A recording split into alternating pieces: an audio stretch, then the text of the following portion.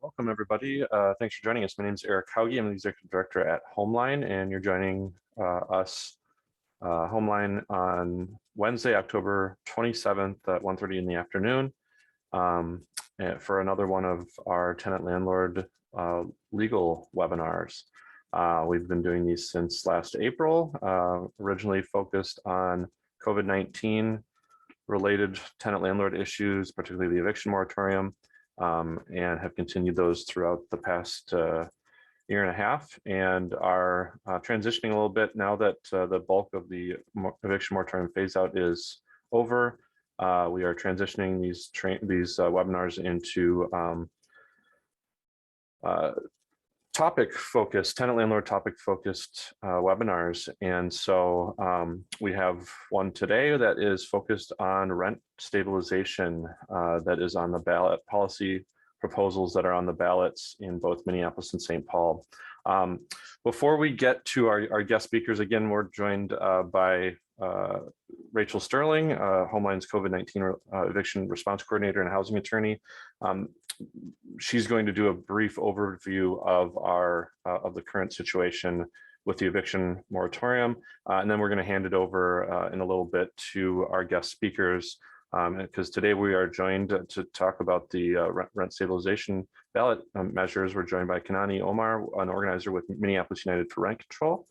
We'll be talking about the proposal, the ballot question number 3 in Minneapolis, and then we're also joined by Tram Hong, who is with the campaign manager for Keep St. Paul Home. And she'll be talking about question number 1 in St. Paul on the ballot. So we'll get to them in just a little bit. I'm going to go over a few brief items here, and then we'll hand it over. Again, just a reminder about what Homeline is. We're a statewide nonprofit organization. We advise renters all across the state in 4 languages: English, Spanish, Somali, and Hmong. And we have housing attorneys, organizers, advocates on staff, and we'll advise any renter in the state about pretty much any legal issue that they're facing. And this is how you can contact our tenant hotline. Again, these webinars are, we provide some general legal information. It's not meant to be specific legal advice about your situation. So please, if you're a renter and you have a question about the eviction moratorium situation or another question about your rental situation, give us a call or contact us on our website. We have an email and attorney form there.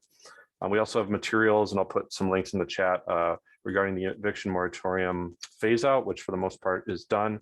But there's one remaining protection and a few other items that Rachel will talk about in just a moment.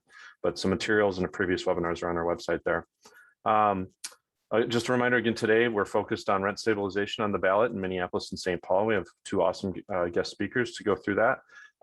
We are transitioning to have these webinars not quite as often as we used to. At the beginning, back in April last year, we were doing it every week, and that was because the law was changing rapidly. But the law is kind of specific right now, and so we don't feel the need to do these as often. But we are going to highlight some guest speakers and some specific topics in the coming months. So hopefully at least once, maybe twice a month going forward. So next month in November, we're going to have on Michelle Doyle from Minnesota Housing and Jana Flinsrad from Housing Link. They are the administrators. They're involved in administration of both Rent Help MN and the Zero Balance Project. So we've had them on in the past to talk about those COVID-19 emergency rental assistance programs. And so there's been some updates with both of those programs, some changes in how they work. And so we're going to have them on November 17th to talk through that. So again, yeah, Rent Help MN, there's the information about Rent Help MN. Zero Balance, Rent Help MN, of course, is statewide, and then the Zero Balance Project is specific to just Hennepin, Ramsey, and Dakota counties and landlord initiated, whereas Rent Help MN is tenant initiated. There's also, I think at least for another month or so, maybe Rachel knows for sure, that Ramsey County has a specific application process. So if you're a tenant in Ramsey County, you should go through this portal for applying for rental assistance, because our understanding is it's faster. So with that, I'll hand it over to Rachel and for a brief overview, and then we'll get to our guest speakers shortly. Again, we did get a few questions in advance today. They were primarily focused on rental assistance and the eviction moratorium situation. If you have questions, feel free to send them in via Q&A. We're going to hold those phase out related questions, eviction moratorium related questions for the very end. We'd really like you to listen to our guest speakers about the rent stabilization ballot initiatives, and if you and focus questions to our guest speakers. We'll do those questions first, but we will get to other questions later in the hour, more towards 3 o'clock. So with that, I will hand it over to Rachel. I'll stop talking. Thanks, Rachel. Thanks, Eric. All right, thanks all. So yeah, like Eric said, most things that have been going on with the eviction moratorium phase out are essentially coming to an end. So this portion, if you've been with us for the last couple months, year and a half, what have you, is going to be much shorter than it has been in the past, just because there isn't as much to just talk about. But I wanted to go over quickly just what is happening with eviction. So beginning on October 12th of this year, almost all evictions are allowed that were allowed during the pre-pandemic era. So the basically go back to February 2020. The rules haven't changed much since then. There haven't been any new rules that were put in place. So we're essentially back to where we were at that point.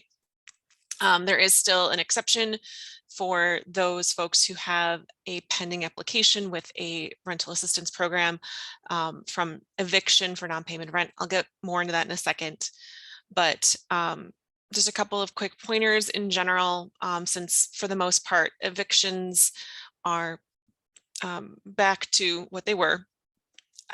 Tenants still need to show up. Most eviction hearings are going to still be virtual over Zoom. I've seen very few, most of those are in very remote parts of the state, that are back to being in person. Most hearings, especially initial hearings for evictions, are going to be over Zoom. And so it's important that the tenant shows up for that initial Zoom hearing when you have a rental, whether you have a pending application or not, whether the eviction's for non-payment of rent or not. Basically, if you have a summons for an eviction case, you should show up to the initial hearing. If you don't show up, then an eviction is almost certain to occur because the tenant is in default, essentially. And beyond that, that's just some general advice. You should, as a tenant, seek legal advice about your situation before the court hearing. You may be eligible for free legal representation in court, but those are kind of just the general good ideas if you are a tenant that receives an eviction summons. All right, so next though, that's kind of what's happening with evictions. Like I said, this is the one exception that's left, the safe harbor for tenants who have a pending application with a COVID-19 emergency rental assistance program. So if you have a pending application with, that's going to be Rent Help MN or the Zero Balance Project or that Ramsey County Emergency Assistance that Eric showed the slides for earlier. Basically, if you have a pending application with one of those programs, then your landlord can't file an eviction against you for non-payment of rent. If there is an eviction filed, it's still important to show up for the initial hearing because the court isn't going to know whether you have that pending application or not. You're going to have to go basically to make that known to the court. So if you also, as a tenant, have applied for that and you reasonably have access to the information, you need to provide your landlord and the court with the proof of your pending application and the reason, if any, for the delay in processing that application. That's what the phase out law says, and so that is what you need to supply if asked, or if you do end up going to court, don't even wait for them to ask for it, just bring it. This protection for those folks lasts through June 1st of next year. So again, it's if you have a pending application with a COVID-19 emergency rental assistance program and you are being evicted for non-payment of rent, that is what the protection is for, is those very specific circumstances. Some other clarification, just because we get some of these questions if we go to the next slide. The difference between an eviction, a lease termination, and a non-renewal. So a notice of non-renewal or lease termination is basically where it's not with the court and the landlord doesn't file anything with the court. So it's not necessarily a public record scenario. It's going to be more of your between the landlord and the tenant. So under the phase out law, a notice of non-renewal or lease termination that was given before October 12th was invalid unless it complied with one of the phase out exceptions.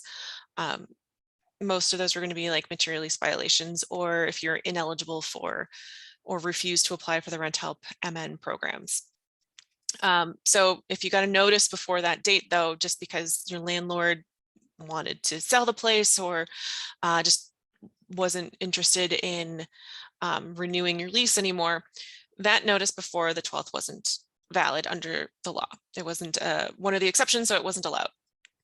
So any of those notices, though, that were given on or after October 12th has to still comply with the notice requirements that are in the lease, but they're not just blanket, not allowed because the law, that protection expired on the 12th. So there is also no more state level pre-eviction notice requirement. So some cities still have a pre-eviction notice requirement specifically for non-payment of rent, but the statewide one has gone. So these are kind of some of the transitional pieces that tenants should be aware of as we're still in October, still relatively recent changes. So know that bottom line is most things are back to pre-pandemic spaces. There are some lingering protections for tenants with pending rent help MN applications. And a notice to vacate that was received before October 12th needs to have met an exception, otherwise it's not valid. And you've got specific questions, please give us a call if you're a tenant and we can help figure out whether the notice that was given is valid or not. I alluded to some other cities that have pre-filing eviction notice requirements. The next slide, those cities are going to be St. Louis Park in Minneapolis. So St. Louis Park requires that a tenant be given at least 7 days notice before a landlord brings an eviction action for non-payment of rent. It has to be in writing. Similarly, though, Minneapolis also has a written notice requirement, but that has to be given at least 14 days before an eviction action can be brought by a landlord, also just for non-payment of rent. So those are the two cities at the moment who have passed requirements for pre-eviction notices. Okay. And then finally, this is just the last lingering one, and then we'll get into the real reason for today's webinar is that the CARES Act, even though it expired last year, back in 2020, there was this 30-day notice requirement that never sunsetted. And so if you are either living or own a CARES Act covered property, then there is a 30-day notice requirement that needs to be given before an eviction can be filed. Figuring out whether you're in a CARES Act covered property, it's if there's a federal subsidy in place, that's going to be covered. Anything covered by the Violence Against Women's Act, that's a federal law. Federally backed mortgages are also covered. Basically, there are some search engines that you can use to try and help figure out whether you have them or not. I believe Eric just posted them in the chat. So it's possible to figure out whether you fall into that situation or not. So again, please feel free to, if you've got specific questions to your specific issues, then please give us a call at Homeline at, this is our number. We also have a email option, and we do offer our services in multiple languages. So without further ado, Eric, I think that I'm going to turn it back over to you so you can introduce our speakers. Yeah, again, thank you, Rachel, for giving us that overview again. And we'll, we do have a couple questions about it and we may get more. We'll tackle those at the end of Rachel will tackle those at the end of the seminar. But right now we are going to move on to the main topic for today, which is rent stabilization on the ballot in both Minneapolis and St. Paul. Rachel, I think, flipped a coin and that made it so that Kanani Omar with Minneapolis United for Rent Control is going first. We don't have any favorites here at all. Minneapolis or St. Paul, we just flipped a coin. So so yeah, with that, I guess I'm going to hand it over to Kanani and to cover what's going on the ballot in Minneapolis. Thank you for joining us.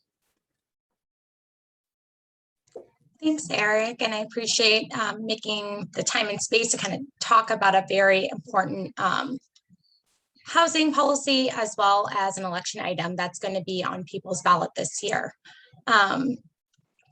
So just for a little bit of grounding information, my name is Kanani Omar. I am an organizer with Minneapolis United for Rent Control. I'm actually a housing organizer for Harrison Neighborhood Association. That's located in North Minneapolis. Harrison is a coalition partner with Minneapolis United for Rent Control, and our coalition includes neighborhood associations, labor unions, community groups, churches, all throughout the city. I did have a presentation that I'm going to share with you all. Here. We should be able to now. Sorry about that. Oh yeah, no problem.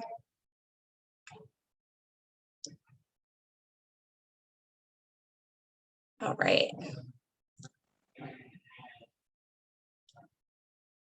So Minneapolis United for Rent Control. For those, there may be people here who live in Minneapolis or live in St. Paul or maybe in greater Minnesota, but just for some context about who we're talking about as we talk about renters specifically in Minneapolis. Minneapolis, the population, renters are the majority. So over 51% of the population rents. There is a racial disparity in who rents in Minneapolis. 80% of Black and Indigenous households are renters. Within the renter community, 44% of them are cost burden. This number is pre-pandemic, and I imagine that it's has increased since 2019. In Harrison, where I work, it's a renter majority community. So nearly 70% of the residents are renters, and nearly two-thirds of them are cost burden. Cost burden, I believe the definition of that are renters who pay more than 30% of their income on their housing costs. For December, again, in Harrison, two-thirds of them being cost burden, we're talking about closer to 50% of their income. We have had quite a bit of housing units added to the Minneapolis stock in the last decade.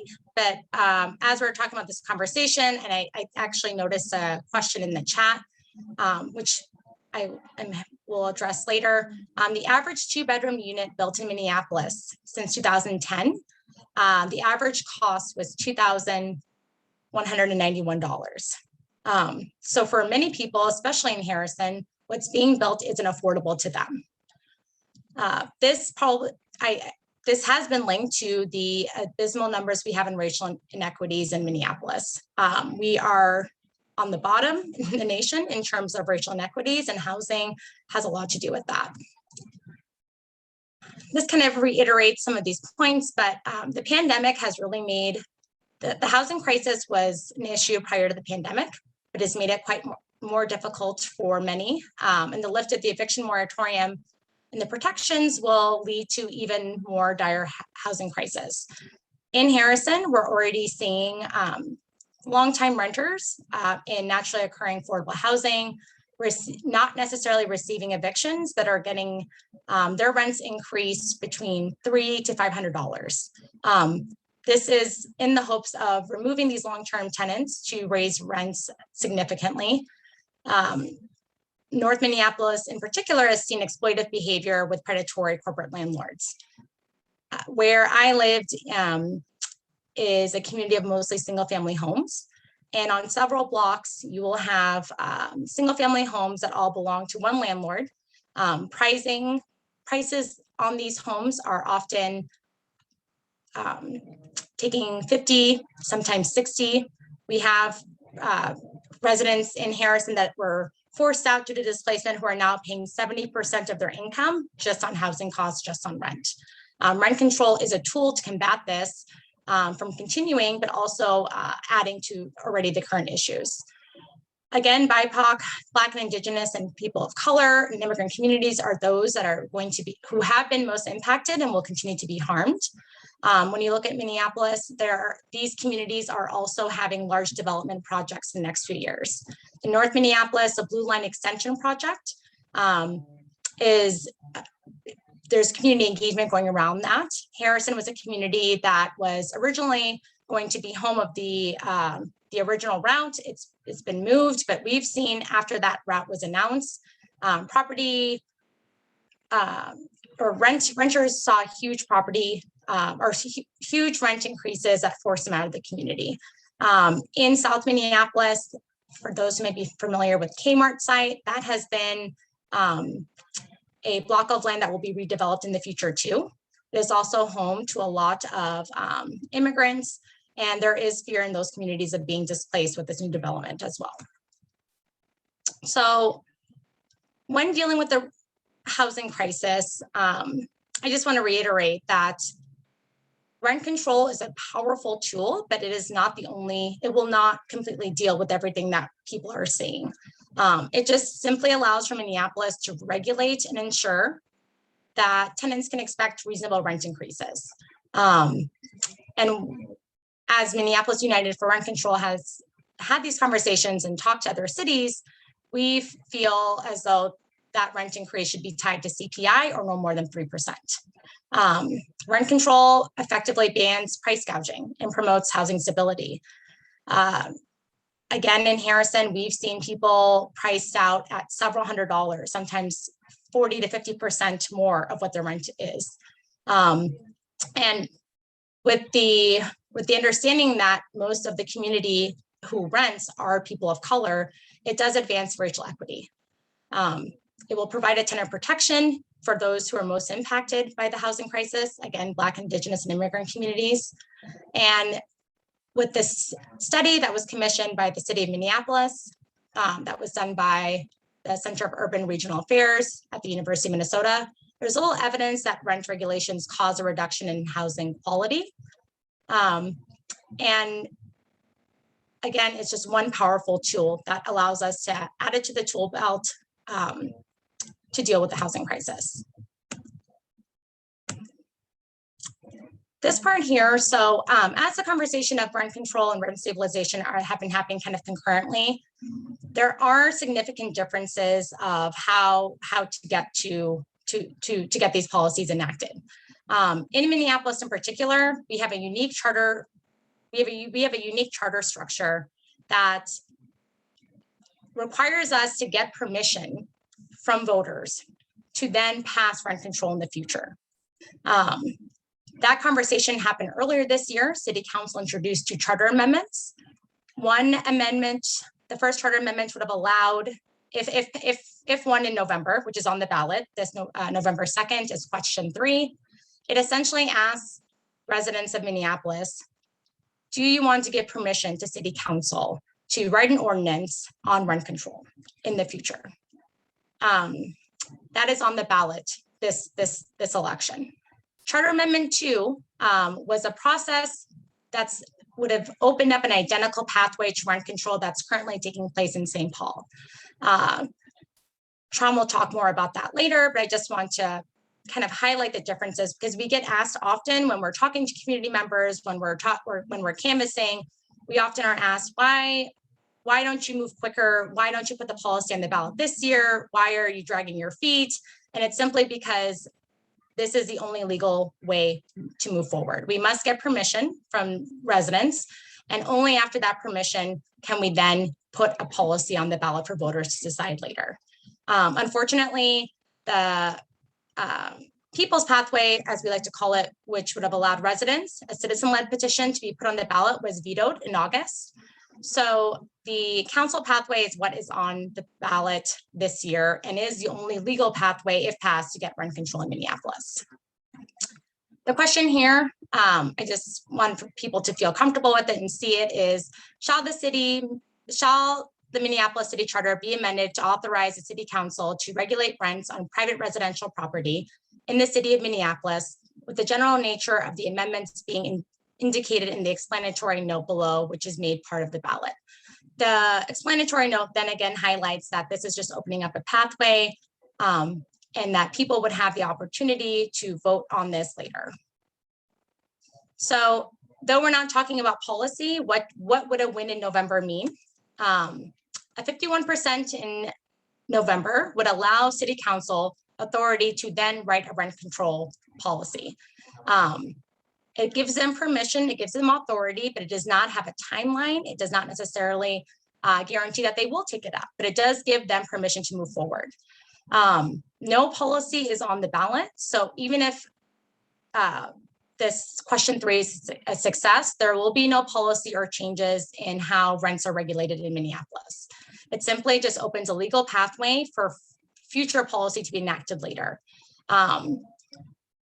So if you are someone who is interested or wants to see this pass and see a strong rent control policy to move forward, there will be a lot of discussion happening in 2022, and it will need grassroots organizing and pressure to see action. Again, it gives them the City Council the authority to bring something forward, but doesn't necessarily require them to. Our coalition is working to hopefully have something on the ballot for voters in November 22. What do we mean when we say rent control? Often, and this was a question that we discussed or was brought up a lot in Harrison. Despite being a renter city, Minneapolis policy doesn't necessarily reflect that. So as we were talking about what rent control and what rent control could mean for renters, the number one question was, would it apply to me? How do you get a unit? How would this work? And how could the person asking the question, how could they benefit directly? Because they've heard myths and misinformation that rent control can be something that's only for a few, something that's only for people who are able to, get on a list, or that it's a difficult process for you to get access to these units. So as we had these conversations over the last year, we've done a good job of educating people about what we see as a future of rent control in Minneapolis. So we're asking for, and what Mark is going to be advocating for as we move past November, is a universal policy that caps rents to no more than 3% a year. We want to make sure that all rental units are included. We heard from tenants, people who have lived in different cities, come ask us, well, in my city, it only includes, buildings that are 6 or more or large units. How can I make sure that this, what can you do to make sure it applies to everyone? So having a blanket policy is the best way to protect all renters. We want to make sure that there are no vacancy decontrol. Essentially is what is a tool that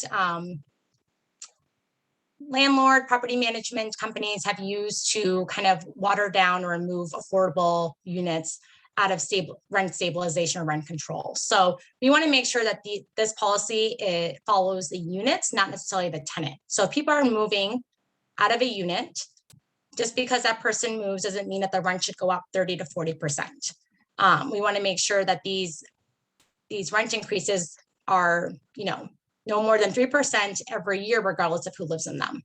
And we want to make sure that it's well resourced with the Renter Protection Board. In our conversations, a lot of renters in the city of Minneapolis do not feel supported. They don't feel as though there is a system in place where it is a one-stop shop where they can go and talk about the things that are affecting their quality of life in their units. So we think that with when rent control passes, when we are successful, that this is a good tool to hold the city accountable. This is just kind of an overview of the reality of the housing stock. So again, in North Minneapolis, we have the bulk of our renters live in a single family unit. So if a policy were to be brought forward later that did not include single family homes, that did not include duplexes, that would essentially be the majority of the rental units there, and they wouldn't have this protection. So having a universal policy would be the most effective. The rent control study that I mentioned earlier, done by the Center of Urban Regional Affairs, had lots of highlights, but here are a few that I think really help paint a picture of why this policy is not a radical one. So prior to the recession, prior to 2009, rent increases over 5% were a rarity. It was very common to see most rent increases were no more than 3% prior to 2009. From 2006 to 2019, renters in the bottom quartile saw the steepest rents. So we're talking about 44% increase. And that disproportionately affected renters who identify as BIPOC. It also kind of talked about the rate investors. What would it look like if, rent control happened in Minneapolis? What would it look like for investors? This study showed that in terms of rate of return for investors, had Minneapolis after the recession implemented a rent control policy that was similar to capping increases to CPI for most units, investors still would have made a healthy profit. The average return for an investor wouldn't have changed. So the myth of, okay, if you implement rent control, investors will lose all their money, simply isn't true, and was kind of illustrated in this study. The study also showed that there's little evidence that rent regulations cause a reduction in housing quality. Most programs around the country have a system in place to make sure that capital improvement costs are done in a way that doesn't price gouge tenants. Here's a list of our coalition partners. We have unions, neighborhood associations, churches. It's a multiracial group, and all of these members either have, all these partners and endorsers either have a large membership base that is impacted by the housing crisis and rent increases, or they are a organization that provides services to communities because those community members are spending so much on rent, they don't have enough for the other necessities like food, toiletries, and other things people need to survive. Here is some contact information. If you're interested in learning more about Minneapolis Center for Rent Control, want to learn how the election is next week, but if you want to get involved, here's some information of how to do that. And that's it for me. Thank you. Thank you so much, Kanani. Appreciate the overview of the ballot initiative and the work that's gone into that in Minneapolis. I'm seeing there's some questions coming in. Thanks for attendees for sending in your questions. Please, if you do have questions, send them into the Q&A system over Zoom so we can kind of monitor them better. And we'll get to the questions about rent stabilization after we have a chance for the campaign manager for Keep St. Paul Home, Trom Hong, is going to talk about the initiative in St. Paul. So welcome and thank you for joining us, Trom. Thanks so much, Eric. Hi, everyone. Like Eric said, my name is Trom Hong. I use she, her, hers pronouns. I'm the campaign manager for the Keep St. Paul Home campaign. I have a little frog in my throat. Lots of interviews these days, so apologies for that. But I'm going to tell a little bit, talk a little bit about the story of how we got here, what's the need. I'll have a really quick slideshow around some data, and then I also want to spend the majority of my time kind of addressing the frequent questions that we get. As we know, the opposition has raised millions of dollars, planting a lot of seeds of doubt in people's brains, and I want to make sure that we can actually talk about the facts, the empirical evidence, and really answer those questions in an honest and transparent way. So to begin, how did this happen in St. Paul? And the way it happened is that our coalition, which consists of members that have been doing housing work, legal advocacy, faith-based organizations, base building organizations across St. Paul, as we were starting to organize around the passage of safe housing in St. Paul, we were talking to renters, predominantly low wealth renters, BIPOC renters, and people would ask us, they'd say these tenant protections are great, but is there anything that protects me from my rent going up hundreds of dollars at a time? And we had to say no, right? Because there is currently no legal protection in place. And I think Kanani had mentioned this earlier, but in St. Paul, as well as Minneapolis, we are a majority renter city. And yet we lack any protections for the renters that call our cities home. And so the stories that we've been seeing, the tenants that we've been talking to, many of whom want to stay anonymous, obviously, out of fear of retaliation, have been sharing instances like, and I'll share a few with you all here today, but there is an apartment building full of seniors on the east side. People have been living there anywhere between 7 and 25 years. And all of a sudden their rent went up from $900 to $1,475. That's a 66% rent increase for people who are on fixed incomes, right? That was a huge destabilizing factor. And many of those seniors had to move out. They simply couldn't afford it.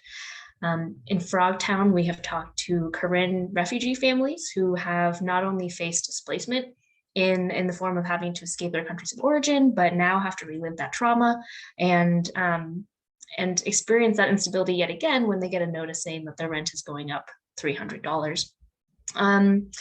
And we also have people who are not getting displaced, but make really tough decisions in order to keep a roof over their heads.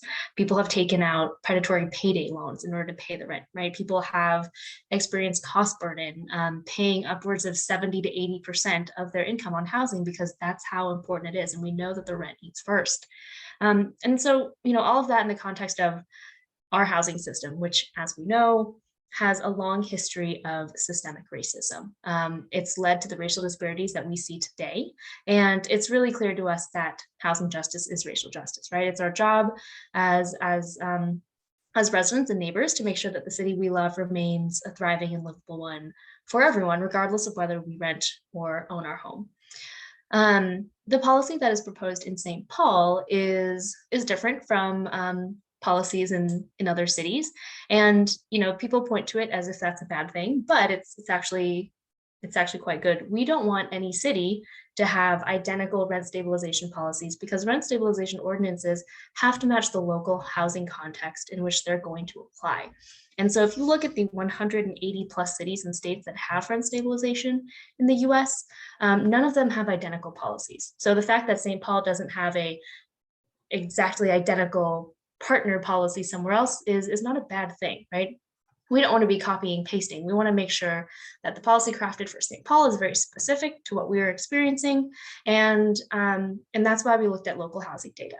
So Kanani mentioned the Center for Urban and Regional Affairs presentation and research that was done. It was a very thorough literature review. It also included, financial analysis and a review of historic rent increases. And that's where we arrived at 3% actually, because what that research found was that rent increases in the past 20 years, median rent increases for the past 20 years have not been greater than 3%. But when we disaggregate by race and class, what we find is that lower wealth renters of color, are more likely to experience greater rent increases. And I'll show some stats later that support that. And that's why our proposed ordinance for St. Paul is a 3% annual cap. And of course, there is a process for exceptions, right? Because we know that stuff happens. Obviously, property owners and landlords are business people. They're smart business people. And so people are always planning for long-term capital improvements. People are setting aside money for maintenance.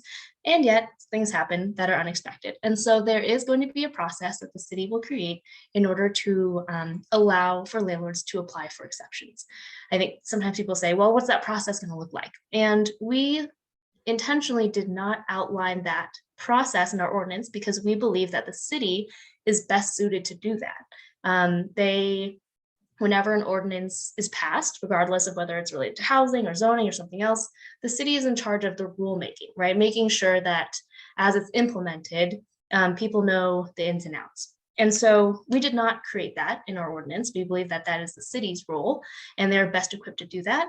And they can't do it until an ordinance is passed. So this lack of clarity is not, it's not that we wanted them to have to wait in order to create the implementation process. It is that legally, due to state preemption, city council and city staff cannot actually engage in this policy until it's passed. And that's why we have a 6-month implementation period built into the ordinance. So if it were to pass next Tuesday on election day, there'd be 6 months for the city to figure out what implementation looks like. And 6-month implementation period is pretty common in terms of new ordinances that are passed at the city level.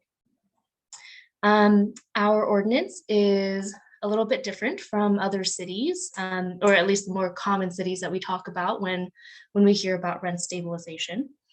A few of those things that I'll point out to you all, and I'll point out why we built it that way as well. So vacancy decontrol, this is something that Kanani mentioned. Vacancy decontrol means that if someone moves out of a unit, the landlord can reset the rent to whatever amount they want. We have heard from many other cities that creates a perverse incentive for no cause evictions, which essentially means a landlord can just choose not to renew your lease or just evict you without naming a reason. And there's an incentive to do that because if vacancy decontrol exists, then evicting the current tenant allows you to reset the rent. So we wanted to remove that unintended consequence, and that's why we do not have vacancy decontrol. Another thing is we do not have any exemptions on new construction in our ordinance. And this is actually due to some of the development consequences that people have noticed in cities like San Francisco. I think some people cite a study in San Francisco that said, once rent stabilization was implemented, we saw condo conversions and people were pulling units out of the market. And there were very specific reasons why, right? Rent stabilization, for those who are protected, works, and the unintended consequences usually apply to the people who are not protected. And so that's what we wanted to make up for in our ordinance.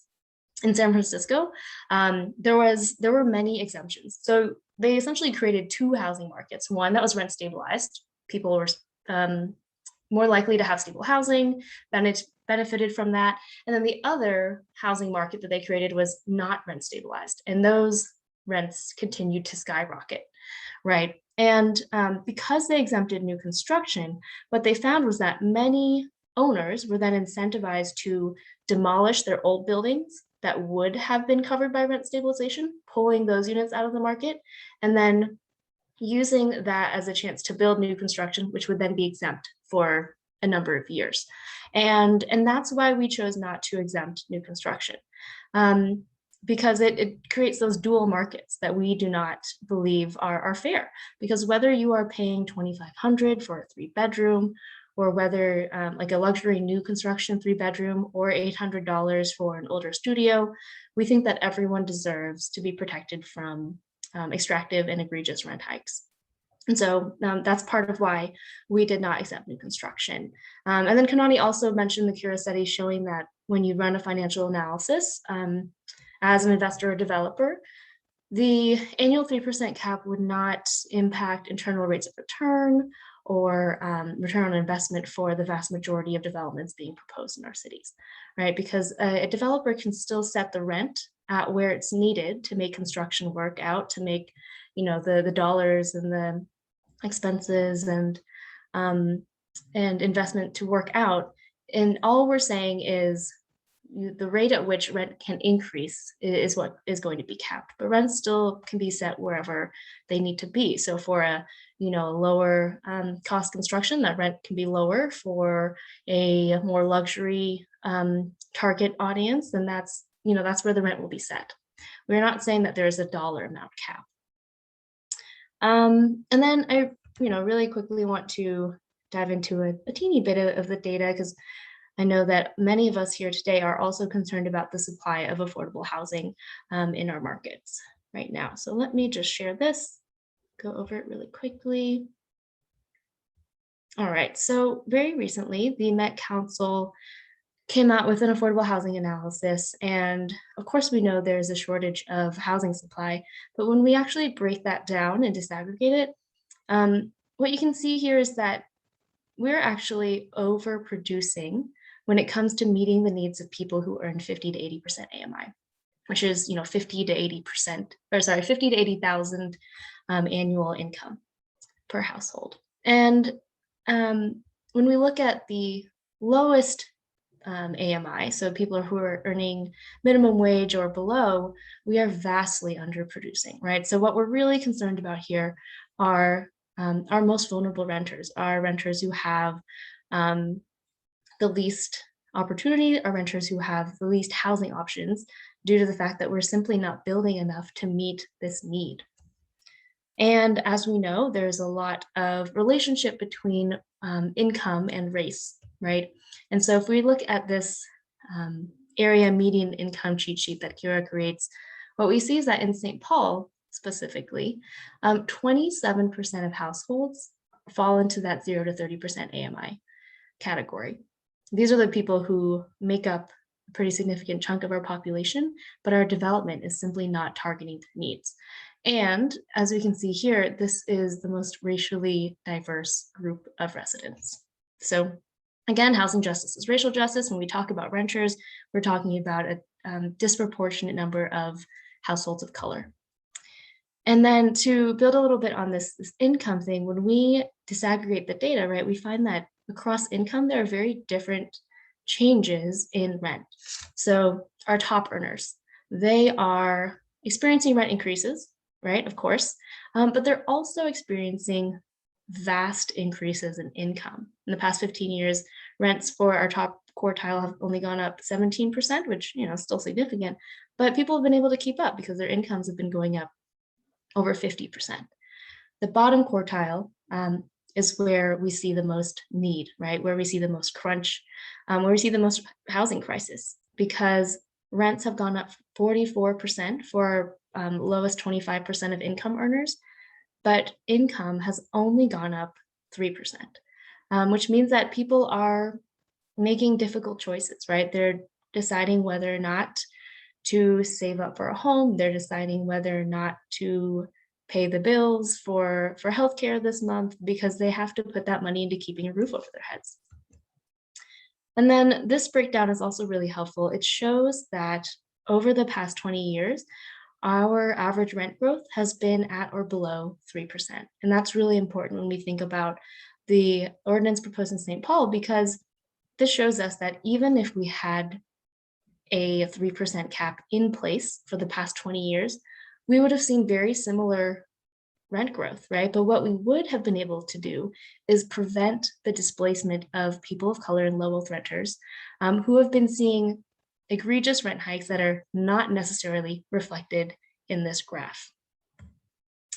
And then a few of the key takeaways that I want to highlight from the Center for Urban and Regional Affairs study is that, you know, we talk a lot about what might happen if rent stabilization is passed, but I really want to answer the question of what really does happen when rent stabilization is passed. And what we know and what the empirical research shows, right, not just anecdotal, but empirical research as well, is that rent regulations are effective at maintaining below market rent levels and moderating price appreciation, which increases housing stability. And as we know, that stabilizes our economic growth, that stabilizes our students and families, and there are better educational outcomes, physical, mental health outcomes. We know that stronger communities and more stable communities are safer. And those are a lot of the things that aren't measured when we talk about the benefits of rent stabilization. And I'll end just kind of sharing our list of endorsers and our coalition. We have many elected officials, unions, legal and base building organizations, and many more that I didn't fit on the slide, but just wanted to share that with you all. And then, you know, one last thing that I wanted to mention, because I think that was a concern that, you know, we've been seeing in the news. Questions are being asked about development, right? There's a lot of question about how developers and landlords might react to a rent stabilization policy. And one, you know, I already showed this from the Cura report, but there is very little empirical evidence to show that rent control policies negatively impact new construction. Construction rates are really dependent on localized economic cycles and credit markets. If you're an investor, you're thinking about interest rates and where you can get a better return elsewhere. Those are the really high level factors. And rent stabilization is not one of those high level factors, right? It's really just a regulatory adaptation. Just like minimum wage adjusted, small businesses had to change to that, but they've adapted. And we've heard this veiled threat many times over the years, right? It's a card that's pulled every time regulatory change is proposed. You probably all remember in Minneapolis a few years ago, they passed an inclusionary zoning policy. And when the policy was being developed, people are saying, oh, this is going to be the end of development in Minneapolis. We're going to leave. We're not going to put money in here anymore. But the inclusionary zoning policy passed, and here we are. Developers have adapted to the regulatory change. And just like businesses adapted to minimum wage, Minneapolis has continued to see record-breaking development permits. So, of course, it's a tool that just demonstrates the market power that people have, that developers and landlords have in the city. But we also know that we don't have to choose between economic growth and racial equity, right? That's a false choice. And we as voters should know better. We do know deep down inside that these two things can coexist. And so building more is necessary to addressing our housing crisis. And at the very basic level, we need protections for our most vulnerable renters. And so that's why, I wanted to frame this in the bigger picture of we need many housing tools, but without rent stabilization, we will never be able to protect our most vulnerable renters from economic displacement. So that's what I'll share from St. Paul, and happy to start addressing the Q&A. All right. My video is broken here. Thanks so much, Trom. Really appreciate the detailed overview that you shared about the situation in St. Paul and the reasons for the ballot initiative. So at this point, I'm gonna again stop talking. We don't need to hear from me anymore. Rachel's gonna pose some of the questions that have come in over the Q&A system to both Trom and Kanani. And again, we will get to other questions, tenant landlord related questions later. So if you have a question about rent stabilization, please submit it via Q&A. Thank you. Thank you.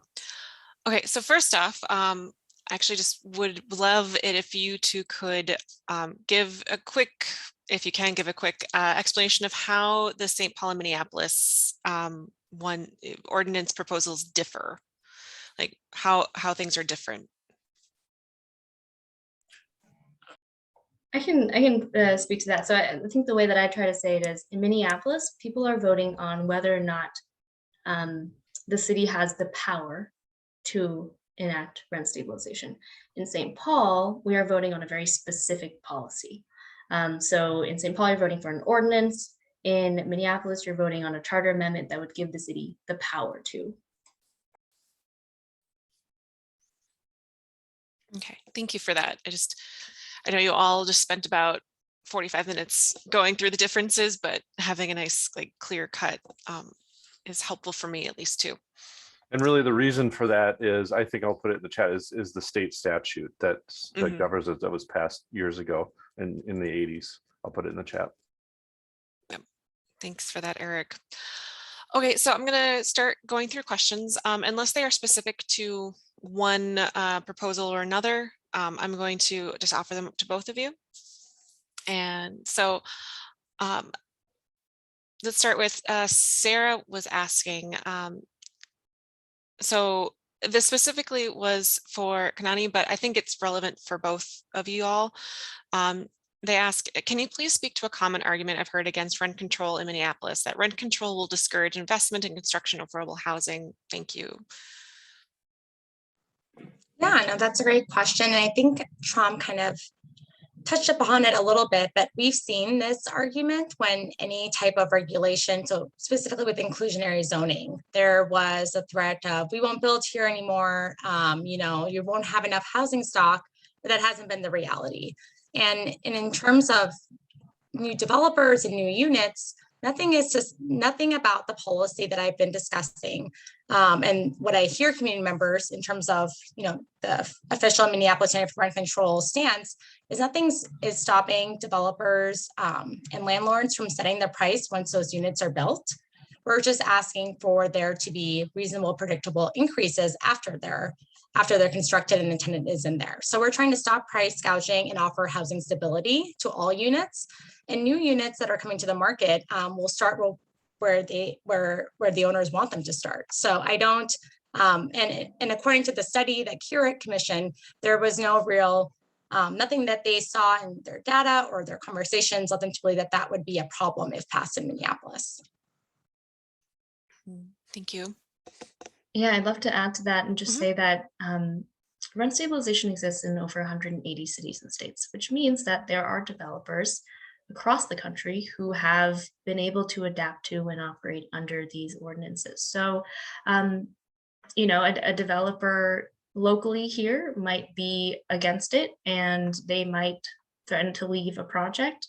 But there's no shortage of developers in this nation that know how to adapt to regulation and have successfully continued to profit, make a profit, and build housing across the country. So it might incentivize one or two parties here in the Twin Cities.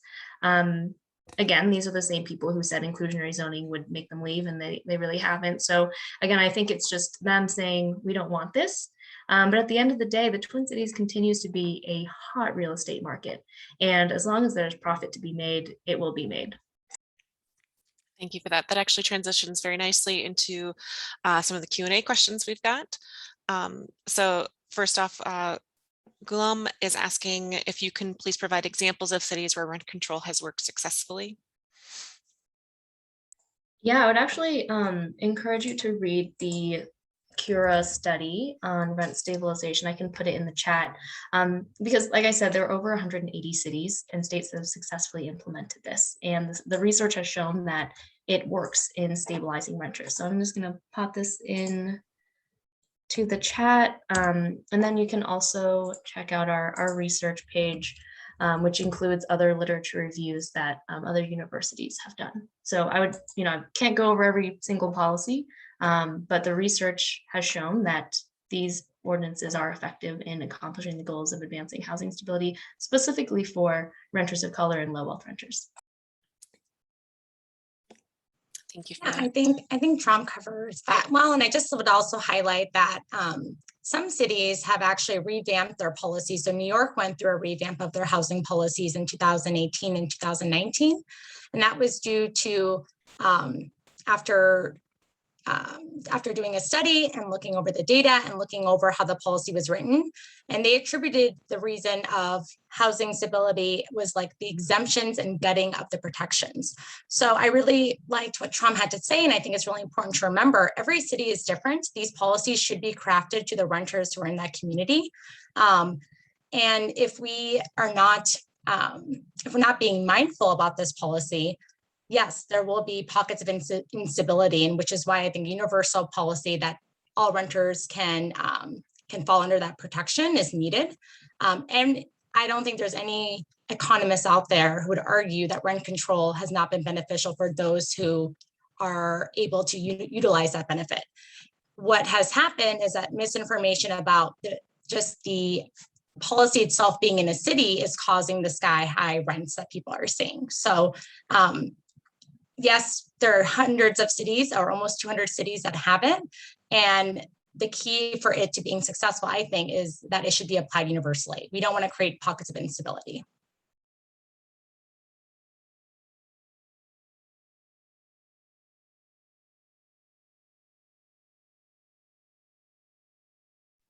Rachel looks like she might be frozen. Is that just me? Nope. She's frozen, yeah. All right. So, well, that jumps. I'll take over quick. That kind of jumps to another question. Anonymous said, somebody mentioned multiple times research shows. Could you please disclose the source and the link to the research? So you put that in the chat. I don't know if there's anything more to add to that. Oh, Rachel maybe is back. I think I am back. I have no idea what just happened. I'm sorry. Just boom. You were there all along. You just weren't moving on our screen. So Okay. so I'm gonna just say that one is answered. And then did you have one queued up, Rachel? No, I'm honestly was just going in order. So thank you for that. I hope that none of you grabbed a screenshot of whatever ridiculous face that I had made while I froze. Okay. Excuse me. So let's go to Lucas. Is asking, are there other measures being taken to keep operating cost increases to fit within these rent control measures, particularly for smaller landlords? Things like property tax and utility cost increases drive rent increases in rent. The property tax issue is exacerbated when money is put into capital improvements on the property. For example, Excel Energy recently announced a plan to increase utility costs by 15% over the next 3 years. Actually, I think it's 20%. But besides the point, are you concerned that this would encourage landlords to make the choice to not improve property? Thanks for this question. Yeah, we are not concerned for a few reasons. One, property tax is one piece of housing operating costs, right? And proportionality is key here. If property taxes go up 10, 20%, that doesn't mean rent goes up 10, 20%, right? It goes up by the proportion of which property taxes make up rent. And we know from the Department of Revenue, the Minnesota Department of Revenue, that property taxes generally make up 15% of what a renter pays in rent. So if you do the math on that, let's say property taxes go up 10%, we'll say 10% to keep the math simple. Because property taxes are only 15% of rent, the increase in rent to make up for the 10% increase in property taxes would actually only be 1.5%, which is, again, well within what we've seen in the history of rent increases in the Twin Cities, below 3%, and also within reason for a rent increase. So that kind of helps to answer the property tax question. And then around maintenance, as Homeline knows, and as many other people know, we currently don't have a rent stabilization ordinance in place, and we still get thousands of calls around maintenance. So even when landlords are able to increase the rent as much as they can, that doesn't translate to high quality housing. And what researchers in Washington, D.C. found is that when they compared rent stabilized apartments and non-rent stabilized apartments were more likely to be in better shape because tenants were more likely to report issues around maintenance and housing quality, because they knew that since they were protected by rent stabilization, they would not be retaliated against for requesting repair through economic eviction. Currently, what we see now is that people are afraid to request repairs because they see what happens to their neighbors. Their neighbors say, hey, the heat's not working, can you fix my windows, this and that? And then in response, they don't actually get a maintenance request fulfilled. They actually get a rent increase notice that generally leads to economic displacement.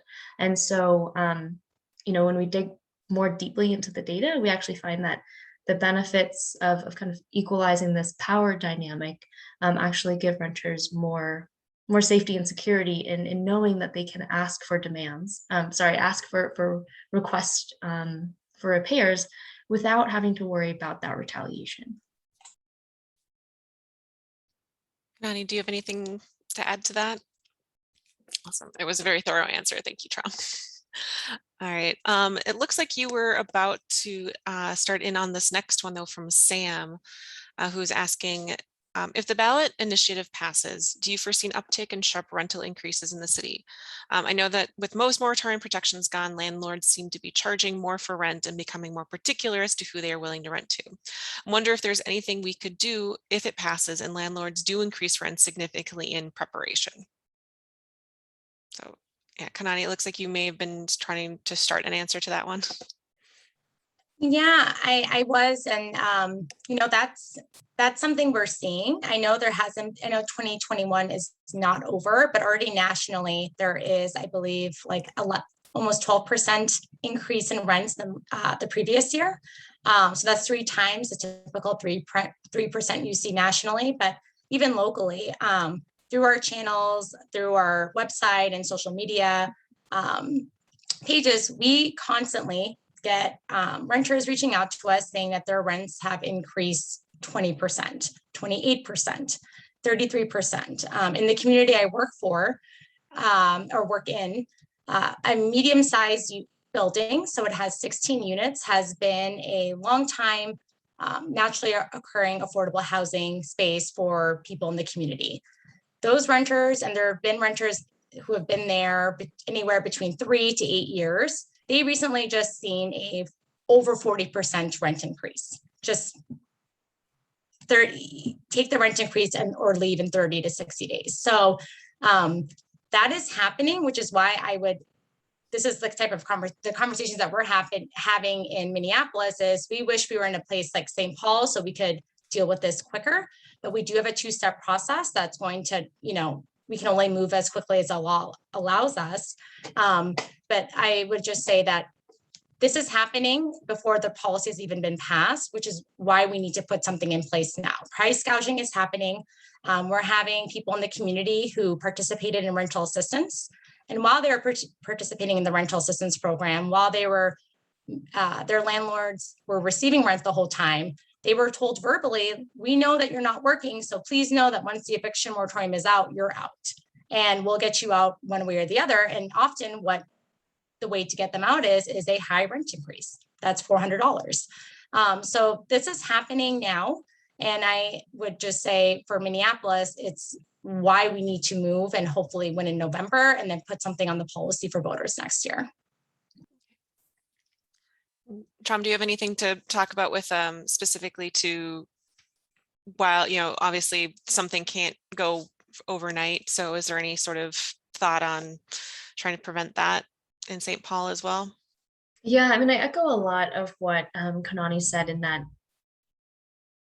we should not pass the policy because we're afraid of what landlords are currently doing right now, right? Which is already using this power, and not all landlords, obviously, but especially corporate landlords that are buying up a lot of our single family home housing stock. We shouldn't not support a policy because rules are being broken now, right? Obviously, we have an unfair system. Rents can be increased at any rate. We're seeing that across the city. And they, I think what you named in one of the tensions I have with waiting so long to implement a policy is that, yeah, this might happen, right? But it happens every day. And if we enact this policy as soon as possible, we can prevent that happening for years to come. And I think accepting that it might, we're going to have to help our neighbors through those retaliatory rent increases, whether that means mutual aid, whether that means, the classic tool of organizing. There are ways that we can build power together as community members to protect the renters that are facing those rent hikes, and make sure that they can remain stable until the rent stabilization ordinance passes and they get to see that stability that we all want to see. Awesome.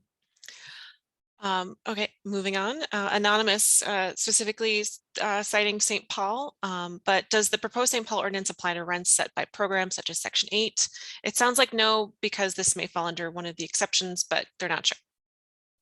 Yeah, great question. So the ordinance in St. Paul would not apply to anyone whose housing cost is dependent on income.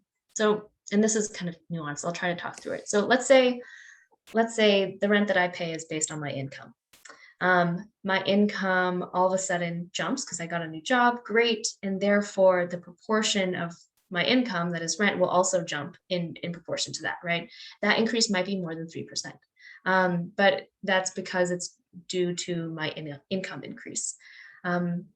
If my income stayed the same and all of a sudden my rent jumped more than 3%, that would not be legal, right? So if your income is if your housing payment is dependent on your income and your income jumps, then your housing payment also will. But if your income stays the same, then you will be protected by this ordinance in that if your income doesn't change, your rent shouldn't increase more than 3%. Got you. Thank you. It is a good explanation, thank you, of a slightly complicated if this then that thing, which housing falls into a lot anyway. Okay, and another looks like St. Paul specific question here. Anonymous again, if the St. Paul ordinance becomes effective on May 1st, 2022, how does the 12-month period work? Does it look back to the previous 12 months or is it all going forward only? Yeah, great question. It would be forward only. And I think that's what the question earlier kind of alluded to. And it would be any 12-month period. So for example, if you saw a rent increase in January of 3%, you wouldn't be able to see another one until the following January, right? It's not just calendar year. It's just 12-month period in general.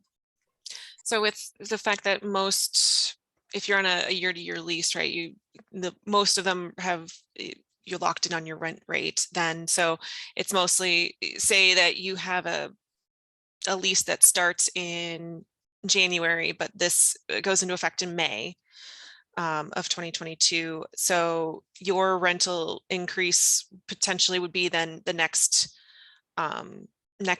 December-ish is when, November, December is when you get the notice for the rent increase.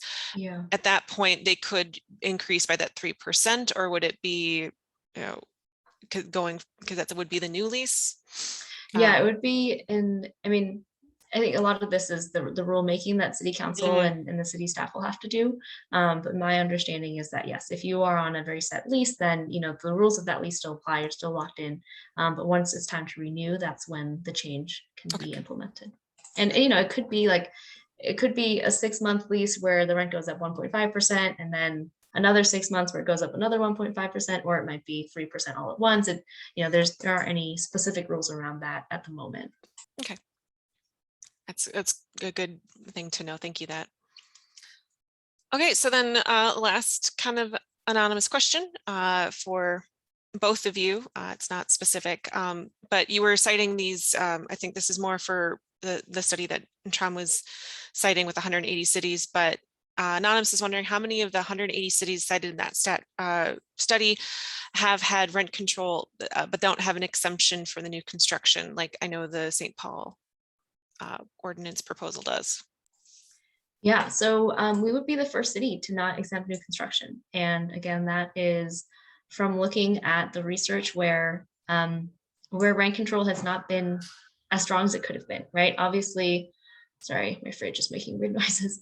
Obviously, you want to look at, as researchers, we want to look at the research that says rent stabilization is great, but we already know that it works, right? What we really want to look at are the studies that say, didn't quite work in this way because, or we missed, there were some mistakes here because, and that's how we came to the point of not exempting new construction, because it creates two housing markets where, half of renters are protected, the other half isn't.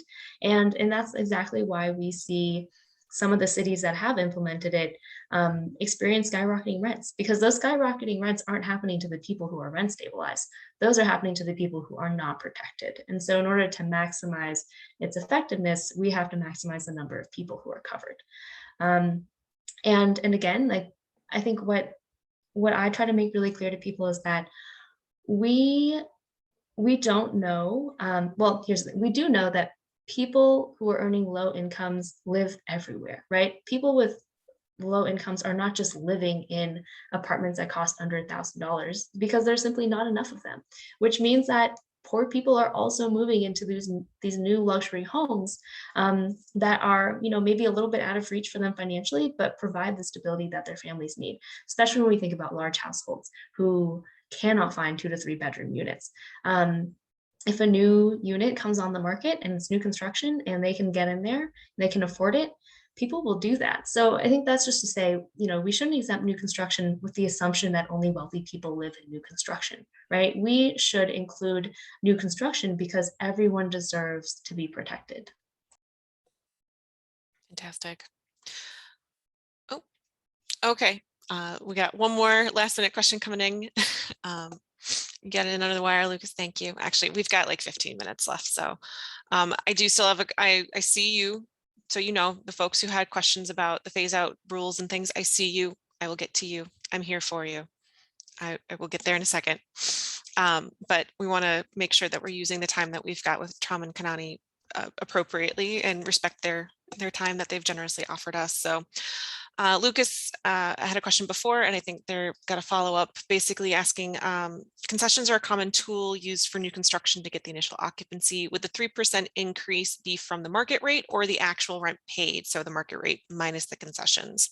I imagine this is why new construction was exempted for a time in most areas. Yeah, that's a great question.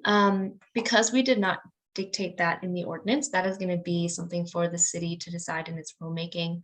And as to why new construction was exempted in many places, when we talked to those cities and states, it was actually due to pressure from the corporate real estate and landlord lobbies. So again, the mailers that we're seeing that say this stops construction and this stops that, they're not rooted in the facts. And so those concessions were made out of fear, right?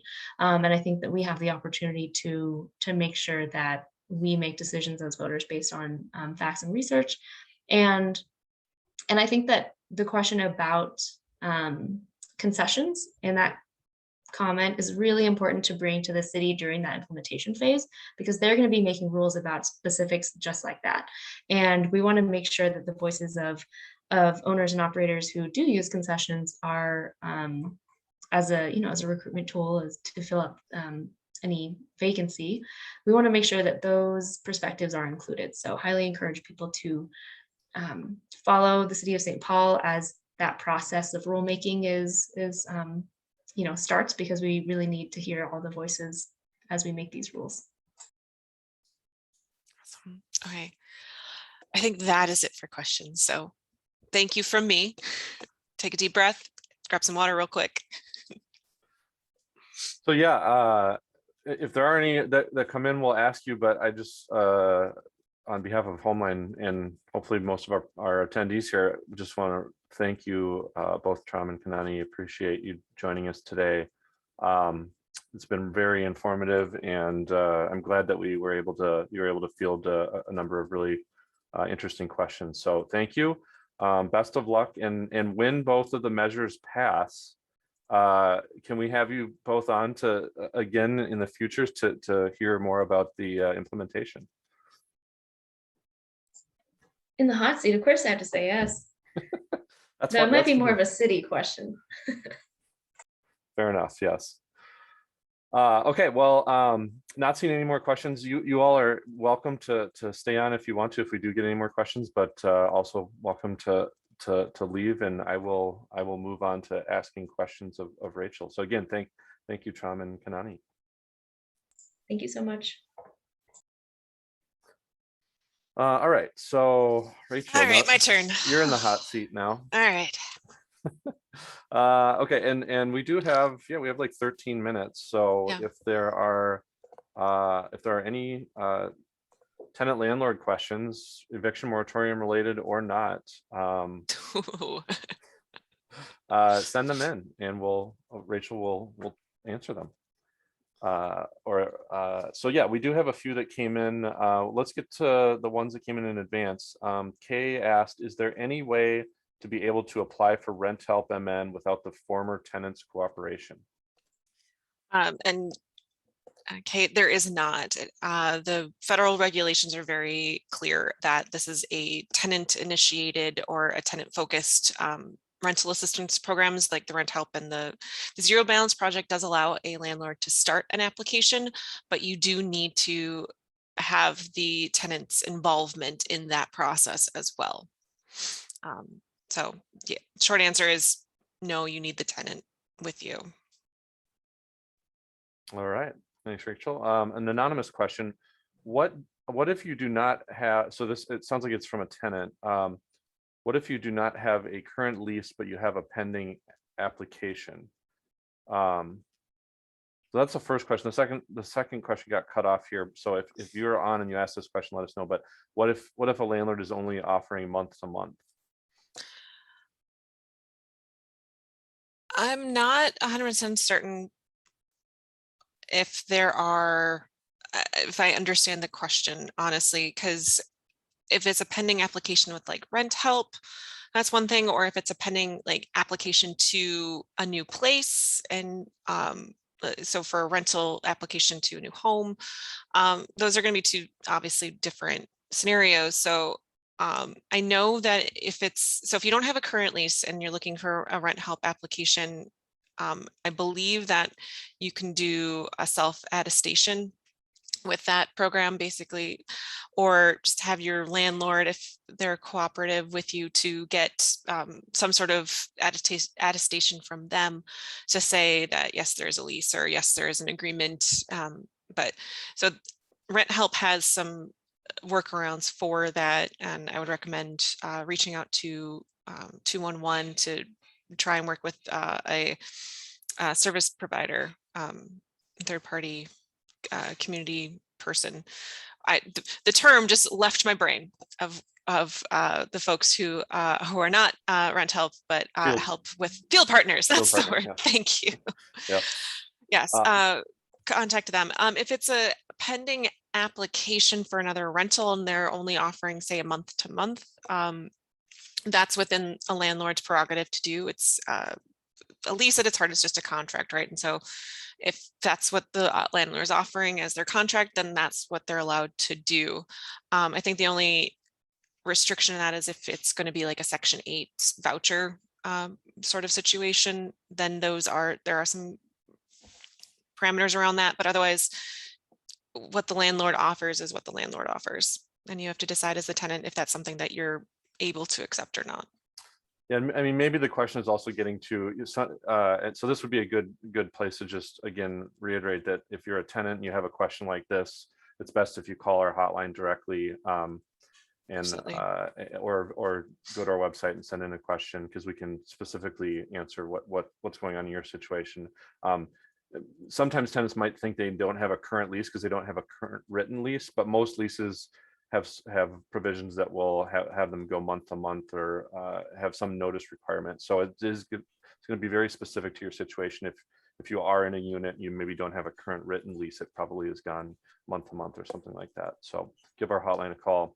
And then a question came in as of the 12th of October, which was the last, the most recent change to the eviction moratorium phase out on October 12th. So as of that date, are landlords able to choose non-renewal or lease termination without giving a reason?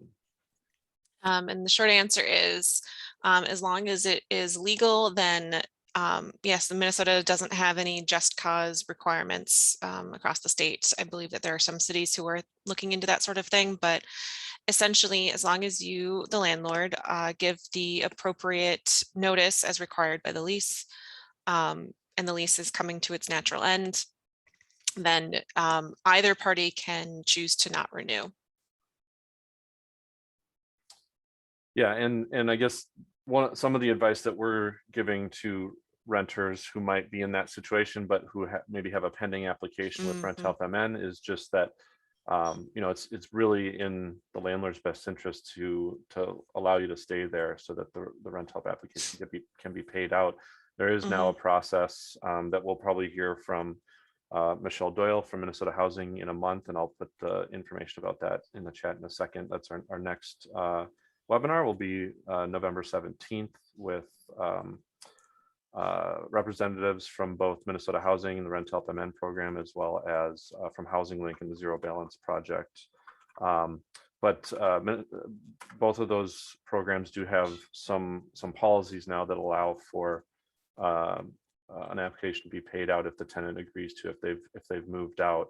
But my understanding is in the case of Rent Help MN, that will probably delay things because it has to be.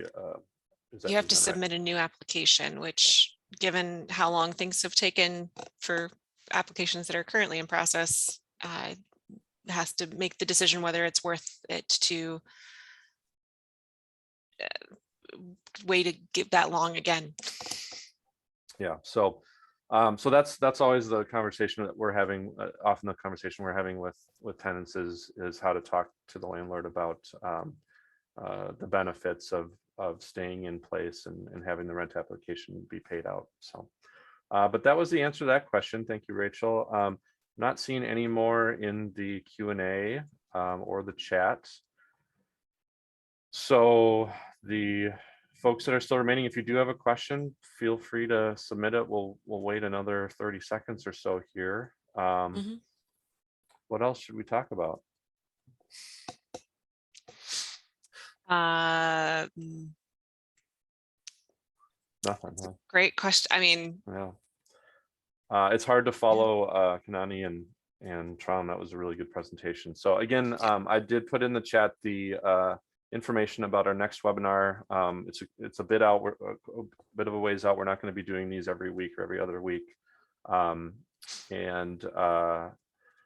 the next one again is Wednesday, November 17th, again in the afternoon, 1:30 to 3. I put the registration in the chat. We are going to have folks Michelle Doyle from Minnesota Housing, who's the program manager for Rent Help MN, and then Donna Flinsrand, who's the community relations manager, I think, at Housing Link. They'll be talking about those two programs, Rent Help MN and Zero Balance Project.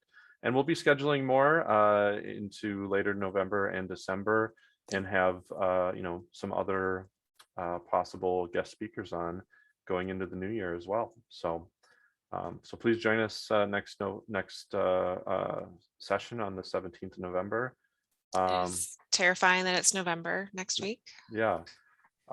So an anonymous just submitted, I had the question that got cut off. Maybe that was the one about if you don't have a current lease, but you have a pending application, and only offering month to month. So if you want to send in the question, feel free, but otherwise I would strongly encourage you to call our hotline. And if you give me a second, I will put up the information. Yep.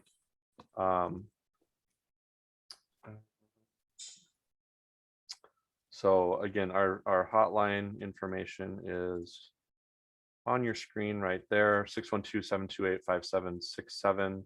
You can also go to our website, homelinemn.org/email, and send your question there. It's really best.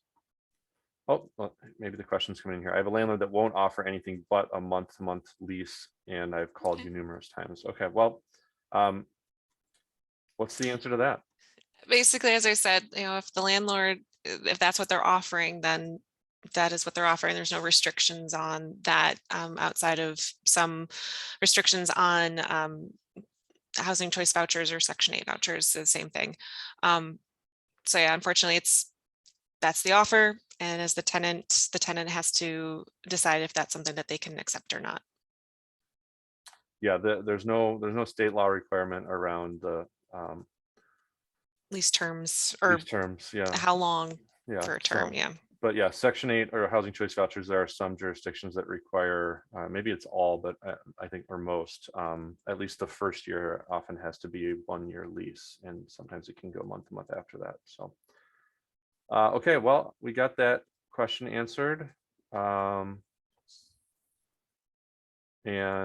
this person is saying they've received funding from Rent Help MN through November. Yeah, and so if you have a pending application and your landlord's telling you to move out, or you don't have the ability to stay because you don't want a month-to-month lease,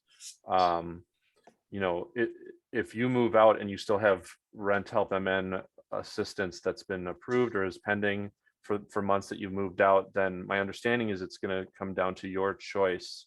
Then if they approve you, you get to choose if that money will go to the prior landlord. Am I right there, Rachel? I don't honestly know. My understanding was that it needed to, if the tenant opts to move out and it's not because the landlord has evicted them or something like that, then it's then they have to pay that money back, is my understanding. Right. So ultimately up to the tenant. Yeah, because we're still in phase 1 funding, which is very specific, and phase 2 allows for paying new landlords, but we haven't started that phase yet for Rent Help MN. So it's complicated and convoluted, and unfortunately also slightly barred by the mists of confusion. So I don't have a clear answer for that. I would say that if you've got a question about the money being paid out in the future, but you're not there, then that's going to be something that is going to be a question for Rent Help MN of what to do with that money. Yep. And we got a message from a landlord saying that from Rent Help MN, if there's an obligation on the check, it says that they have to send the money back if it's for months that the tenant does not occupy. So that's good to know.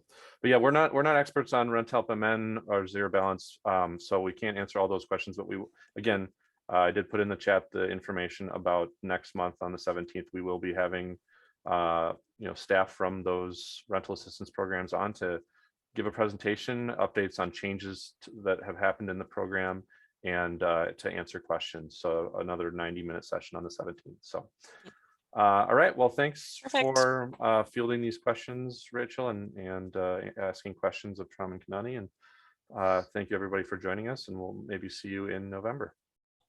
Thanks all. Goodbye.